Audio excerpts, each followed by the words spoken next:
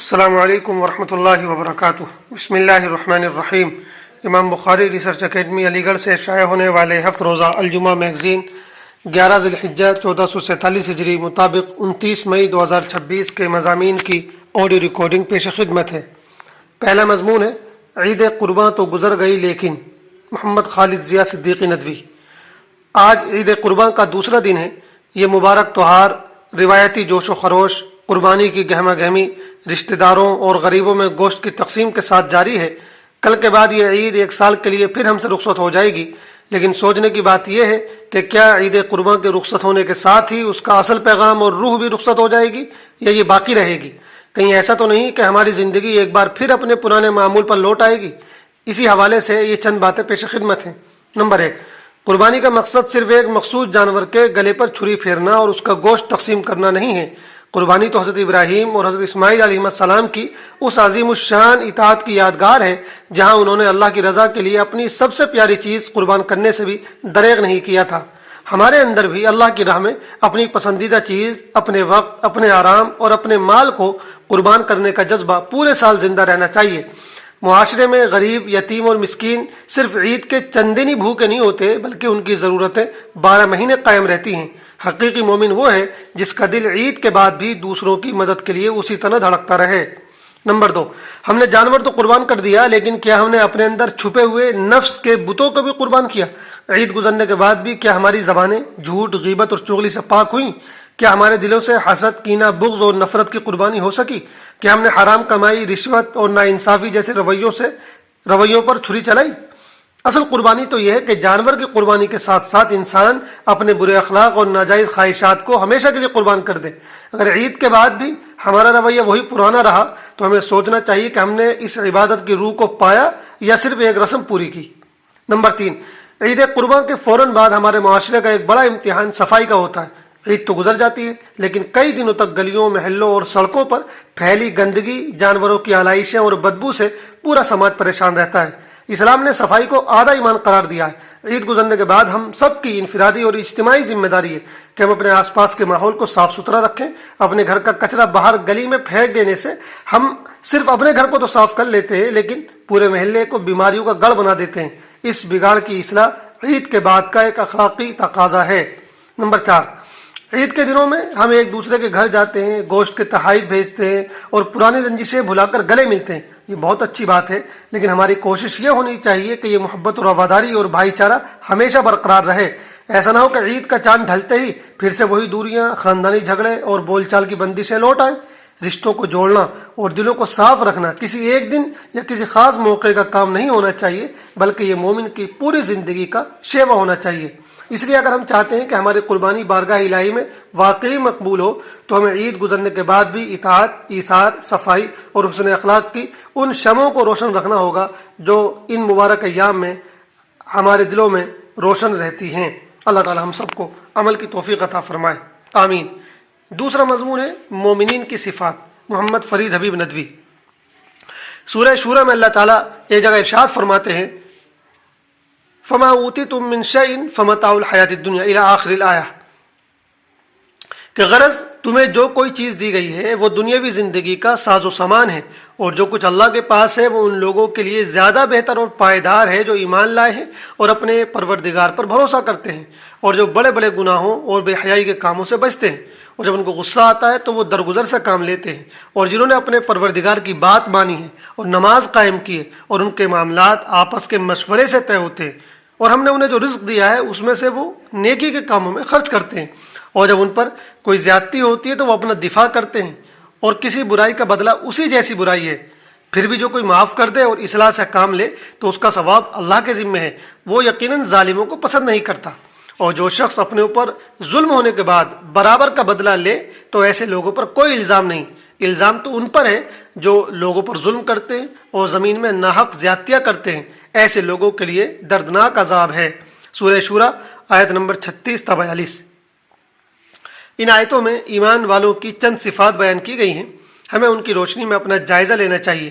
اگر یہ صفات ہمارے اندر نہیں ہیں تو انہیں پیدا کرنے کی کوشش کرنی چاہیے۔ نمبر 1، ایمان۔ پہلی صفت تو ایمان ہی ہے۔ نمبر 2، توکل۔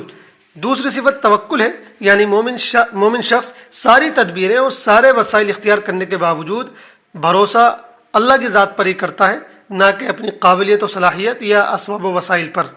نمبر 3، گناہوں سے دوری۔ مومن شخص بڑے بڑے گناہوں اور بے حیائی کے گندے کاموں سے دور رہتا ہے، یعنی یہ تو ہو سکتا ہے کہ اس سے چھوٹے چھوٹے گناہ ہو جائیں لیکن اس کا دامن بڑے گناہوں سے آلودہ نہیں ہوتا۔ نمبر 4، درگزر۔ جب اسے غصہ آتا ہے تو وہ رد عمل کی نفسیات کا شکار نہیں ہوتا، اس کی زبان کنٹرول سے باہر نہیں ہوتی، بلکہ وہ اپنے اوپر قابو رکھتا ہے اور غصے کو پی جاتا ہے اور سامنے والے کو معاف کر دیتا ہے۔ نمبر 5، فرما برداری۔ مومن اپنے رب کا فرما بردار ہوتا ہے، وہ اس کے حکم سے سرتابی نہیں کرتا، وہ اپنے پروردگار کی ہر بات مانتا ہے۔ نمبر 6، نماز کا اہتمام۔ وہ پوری پابندی اور مکمل اہتمام کے ساتھ نمازوں کی ادائیگی کرتا ہے، نماز اس کے لیے اولین ترجیح ہوتی ہے، باقی سارے کام ثانوی حیثیت رکھتے ہیں۔ نمبر 7، مشورہ۔ مومن کوئی بھی معاملہ غور و فکر کے بغیر طے نہیں کرتا، اور یہ غور و فکر بھی وہ تنہا صرف اپنی رائے کی بنیاد پر نہیں کرتا بلکہ دوسروں سے مشورے کرتا ہے، پھر کوئی فیصلہ کرتا ہے۔ یہ صفت فرد مومن کی بھی ہے اور جماعت مومنین کی بھی، چنانچہ مومنین کی جماعت اپنے تمام مذہبی و سیاسی امور مشورے سے ہی طے کرتی ہے۔ نمبر 8، خرچ۔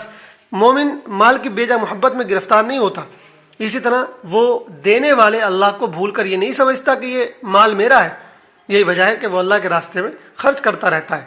نمبر 9، ظلم کا دفاع۔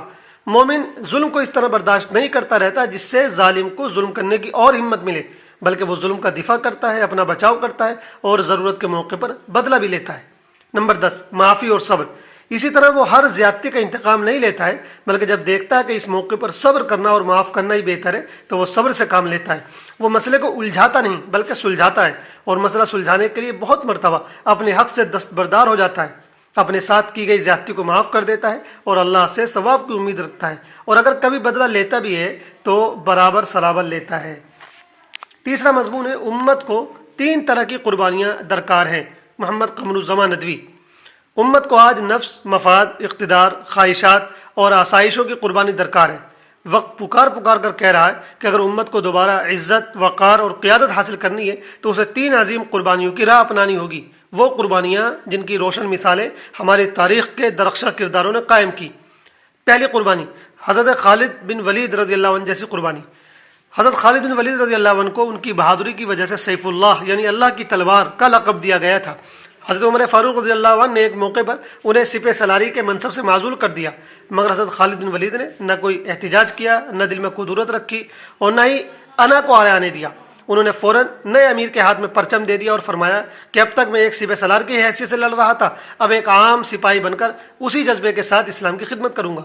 یہ قربانی دراصل انا کی قربانی تھی، منصب، شہرت اور قیادت کی قربانی تھی۔ آج امت کو اسی جذبے کی شدید ضرورت ہے۔ دوسری قربانی، حضرت حسن جیسی قربانی۔ اسلامی تاریخ کا ایک نہایت عظیم اور درد انگیز باب وہ ہے جب امت مسلمہ داخلی انتشار اور خانہ جنگی کے دہانے پر کھڑی تھی۔ ایسے نازک وقت میں حضرت حسن رضی اللہ عنہ نے وہ تاریخی قربانی دی جس نے امت کو ٹوٹنے سے بچا لیا۔ انہوں نے اپنی ذات، اقتدار اور سیاسی حق سے بڑھ کر امت کے اتحاد کو اہمیت دی۔ انہوں نے حضرت معاویہ رضی اللہ عنہ کے ساتھ صلح کر لی تاکہ مسلمانوں کے درمیان خون ریزی نہ ہو اور امت مزید تقسیم کا شکار نہ بنے۔ آج امت مسلمہ کو سب سے زیادہ جس چیز نے کمزور کیا ہے وہ اختلاف، تعصب، گروہ بندی اور انتشار ہے۔ ہر شخص اپنی جماعت، اپنے مسلک، اپنے مفاد اور اپنی سوچ کو سب سے اوپر رکھتا ہے، جبکہ امت کا اجتماعی مفاد پس منظر میں چلا جاتا ہے۔ آج اگر مسلمان اپنے ذاتی اور گروہی مفادات سے اوپر اٹھ جائیں تو امت کے بے شمار مسائل حل ہو سکتے ہیں۔ تیسری قربانی، حضرت عمر بن عبدالعزیز رحمہ اللہ جیسی قربانی۔ قربانی کی تیسری صورت وہ ہے جو حضرت عمر بن عبدالعزیز رحمہ اللہ نے پیش کی۔ وہ ایک خوشحال، آسودہ اور شاہانہ ماحول میں پلے بڑے تھے۔ بہترین لباس، اعلیٰ خوشبوئیں، نفیس کھانے اور آرام و آسائش ان کی زندگی کا حصہ تھے، مگر جب خلافت کی ذمہ داری ان کے کندھوں پر آئی تو ان کی زندگی یکسر بدل گئی۔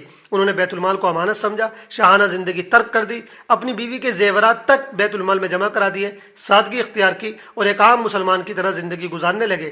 یہ قربانی خواہشات، آسائشوں اور دنیا پرستی کی قربانی تھی۔ آج امت کو اسی قربانی کی سب سے زیادہ ضرورت ہے۔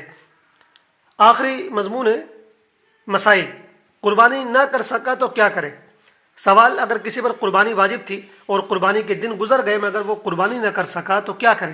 جواب، معلوم ہونا چاہیے کہ قربانی کی قضا نہیں ہوتی، یعنی ایسا نہیں ہو سکتا کہ اس سال چھوٹ جانے والی قربانی کے بدلے اگلے سال ڈبل قربانی کر دی جائے، بلکہ ایسی صورت میں ایک بکرے یا بڑے جانور کے ایک حصے کے برابر قیمت صدقہ کر دی جائے۔ والسلام علیکم ورحمۃ اللہ وبرکاتہ۔